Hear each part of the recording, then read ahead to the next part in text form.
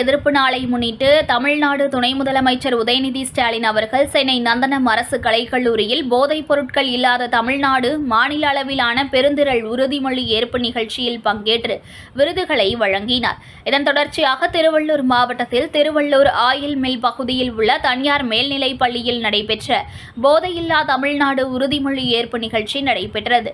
இதில் சிறுபான்மையினர் நலன் மற்றும் வெளிநாடு வாழ் தமிழர் நலத்துறை அமைச்சர் சாமு நாசர் காணொலி காட்சி வாயிலாக கலந்து கொண்டு அப்பகுதியில் ஆன்டி ட்ரக் கிளப்பை தொடங்கி வைத்து துணை முதலமைச்சருடன் உறுதிமொழி எடுத்துக்கொண்டார். அதனைத் தொடர்ந்து போதைப் பொருள் தடுப்பில் சிறப்பாக பணியாற்றிய பள்ளிகளுக்கு சான்றுகளையும் பதக்கங்களையும் அமைச்சர் நாசர் வழங்கினார். பள்ளி மாணவ மாணவியரின் போதை எதிர்ப்பு நாடகம் நடைபெற்றது. இந்த நிகழ்ச்சியில் மாவட்ட ஆட்சியர் பிரதாப், சட்டமன்ற உறுப்பினர்கள் வி.ஜி. ராஜேந்திரன், கோவிந்தராஜன், துரை சந்திரசேகர், காவல் கண்காணிப்பாளர் விவேகானந்த சுக்லா உள்ளிட்ட அரசு அலுவலர்களும் ஆசிரியர்களும் ஏராளமான மாணவ மாணவியரும் கலந்து கொண்டனர்.